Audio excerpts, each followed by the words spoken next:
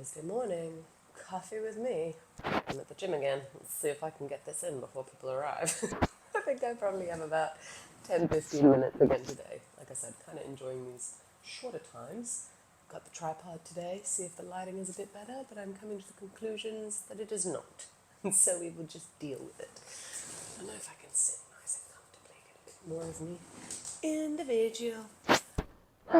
Just having to think about all of this and this process and the things we put ourselves through going on this journey, and it just makes me laugh. I think there's so many different phases, and especially at the beginning phase, we have these ideas, we have these things we want to do, we've learnt from people online, or we've seen things online, and again, it just reminds me of that curve, that Dunning-Kruger curve, effect curve. I don't know if you've heard that one, where you learn this new information and you go straight up to the peak of Mount Stupid, and then from there you enter into the valley of despair as you realize the gravity of the information that you've just found out, and that there is more to it.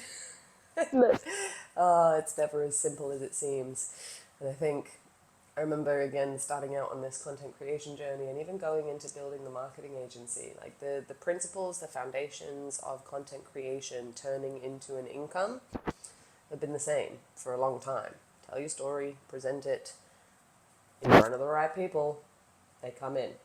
Do your service, provide a good service, referral builds, everything builds, then the marketing becomes a bonus, not just the whole thing. But again, it's the same.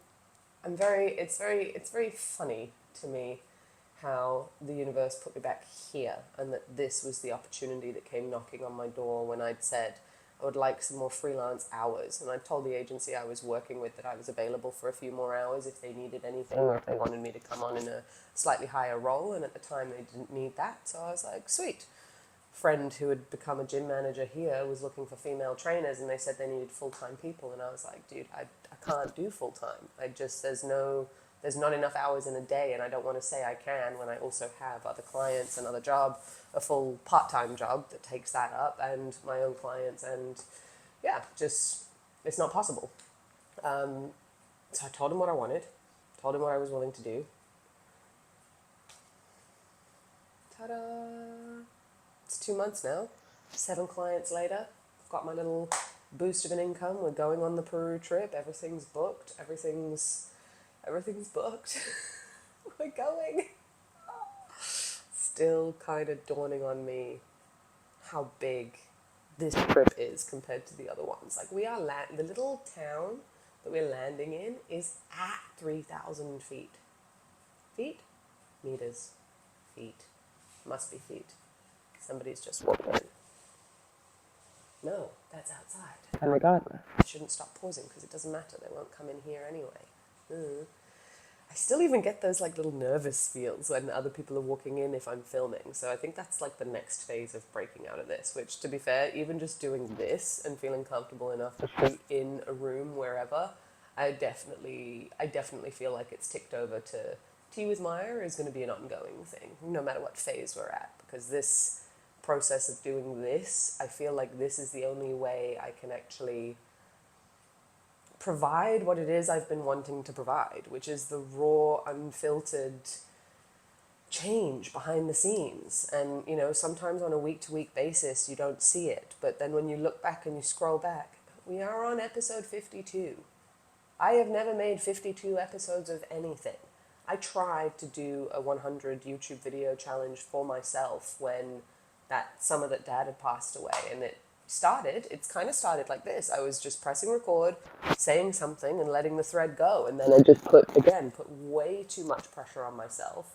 Felt like I had to teach everybody everything, and it all had to turn into these frameworks and this like nuggets of wisdom. And that's something that I've also realized, like, people pick up different things in different pieces of content, so you just don't know who on the other side is going to pick up little things in what and from where. And again, looking at this as your digital portfolio that you are building over time and adding pieces to I always look at it as those, I still remember the first time I saw one of those, and it blew my mind as a kid, where it was like a photo And then as you zoom out, it's compiled of all the different photos and it creates an image within the images. So you zoom out and it's like a portrait, but it's made up of all like the family holiday photos. I remember when they first started getting like apps out of that where you could upload a whole bunch of photos and then it would rearrange them into the order of the shading and everything so that you could create a secondary image in it. And I think that's how I've always viewed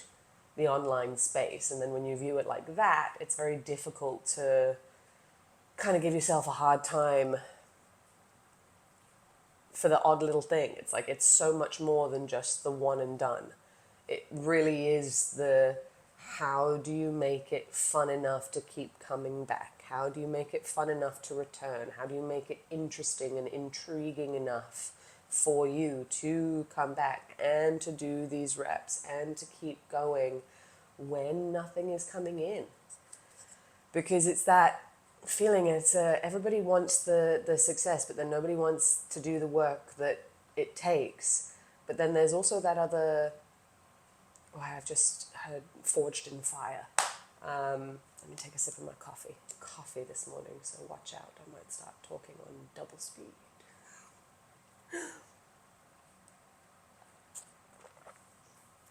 Forged in Fire. I love that show. I don't know if any of you guys watch that show. Doug Marcaida is one of my favorite judges. It will kill. It's my favorite. I still remember, it was a couple of years ago, we went to the UK and friends of my husband's, and we were sat there and we said, oh, we like Forged in Fire. They're like, oh, we do too. And I said, yeah, the we will kill. And my husband's mate was like, what? It's like, no, it will cut.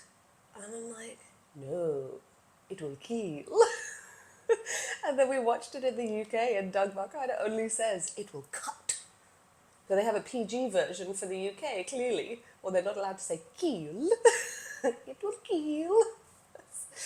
Anyway, my little brain. But Forged in Fire, like those blades, those steels, it becomes a hardened metal through fire, through heat, through discomfort. I mean, they have to beat on them to turn it into something. And again, universe, Jim reminds me, I'm watching these people, they come in, they're dedicating, they've chosen to take the time to pay, to take care of themselves. And if they don't know how to do it themselves, they're paying a professional so that it gets done, so that they don't have to engage brain.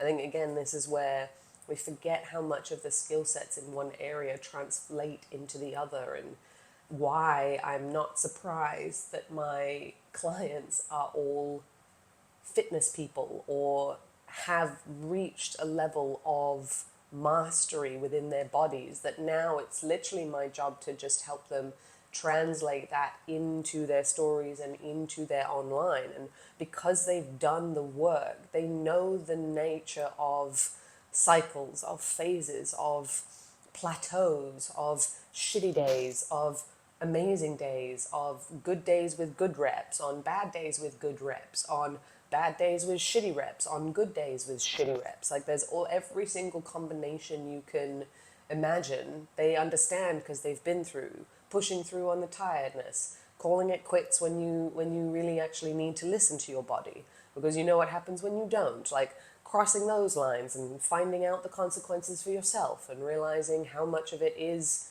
chosen and comes from you and fuels from you, and like the excitement is a thread that you've got to go and like spark. It is your job to stay inspired in your life. There is so much inspiration out there. Hell, scroll on social media long enough, you know who inspires you online, but then what are you doing about it instead of just scrolling? Because that's the biggest trick, I think, now with our generation completely. And I get it, you have a long day, it's full, you want to go home, you don't want to do anything. You don't always want to do anything. But then who's going to do it? Who's going to make the time to do it? And then that's the that's where that definition of insanity comes in, right? Because you want the thing, but then the cycle is not showing any desire for the thing, which means there's this incessant want, which means there's then the loop of you're not doing anything, which means, and it just, why? It's very interesting to me. It's very interesting to me, the games, the mind games that we play. Because again, I've done it for so many years. I had every intention of wanting to do the thing. I had every intention of wanting to paint or wanting to become an artist or wanting to... Ooh, painting update. I added the graffiti yesterday. Little something, but it was something. It was actually a big something. So that's cool. So now I've got to do the shading, finish the billboard, sort out the trees, and then I want to seal it, and my goal is to send it next week. I really want to post it next week. That's going to be very exciting. And I want to post it next week because this piece I can get through with the reps, and I have so many more pieces that have already started to come into my mind, and it's amazing. So it's like allocating the art time and the artist time. Comfortable. I thought this corner would be more comfortable. I need a pillow. So, get my work jumper. See, that's a bit better. Oh, no, not really. I can lean on it there. Anyway. Anyway. But I guess that's also all we can do, right? It's easy to want to be a trainer and help others and say, oh yeah, like technically I know how to do this, but it's another thing to go through it yourself because of what happens with the mindset and the nuance and the challenges that you can't know unless you do it yourself. It's the same thing with grief. It's the same thing with what we've been talking about before, about that emotional spectrum. Like until you've reach the edges of different things, you don't know how it feels like. And that's fine. But if you don't know, why then are you able to shut it down so quickly when... I just remember for so long, like, I talked myself out of these things or talked myself more into the planning of these things. And I don't know whether it was the fear of... I like to say, it's the fear of success. I think that's a cop-out. I really think that's a cop-out because success is, one, it's so subjective. But two, who the fuck do you think you are? Like, as much as we're all unique and special and amazing snowflakes, and I want everybody to become like their best version of themselves. Like, why are you so special? I remember having to say that to myself at one point. I was like, you're using this excuse of being scared of success. I don't know, the more you say it out loud, the more stupid it sounds sometimes. And I think that's another reason why, like, this process and content creation and that, we have talked about the observer effect and how you can use content. I mean, Joe Rogan had said it on one of his podcasts, pretend like a film crew is following you around. Imagine Netflix is making a documentary of you. What are they filming? What are you doing? What are your days like? If they videoed you for a week, would what you say you want match how you are living your life? And more often than not, the answer is no. And that is the problem. That's the problem.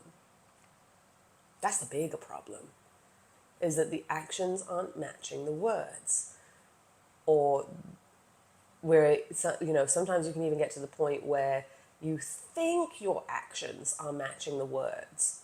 That's a whole nother level of fucked up to glitch out of. I glitched out of that in my 20s.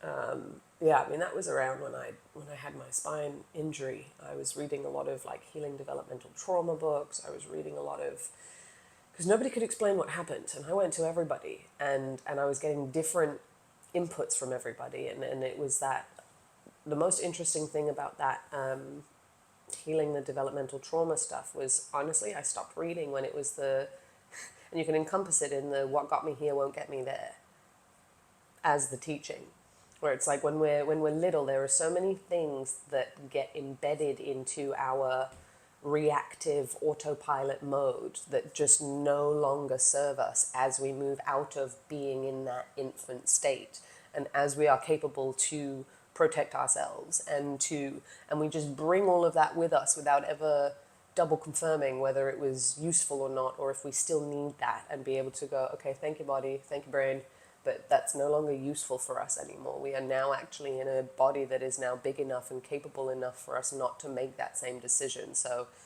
let's calm on that, because that's always it's the fear, it's the triggers, it's the reaction of you can't do this, you can't do that, you must have permission to do this. If you do something wrong, you're going to get told off. If you do, I remember, I remember vividly going back to high school, the first time after summer holidays from university to go for a visit, thinking I'm all grown up.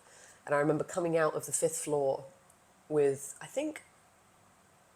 don't think I was with a friend of mine this time, that was a different time, but the first time I went back, I came out of the fifth floor, I'd taken the lift, because you're allowed to as an adult coming back and visiting, which already felt weird. Came out the corridor, and one of the teachers that used to patrol the corridors during class time, one of the scary teachers, was at the end. He came towards the end, and my immediate response was to freeze, turn around, and go back out, like I was going to get told off. I remember thinking about it later when I'd realized what had happened, and it had kicked in before I'd even double checked, even given myself a second to process that it's okay. I don't need to have that fear rush through my body.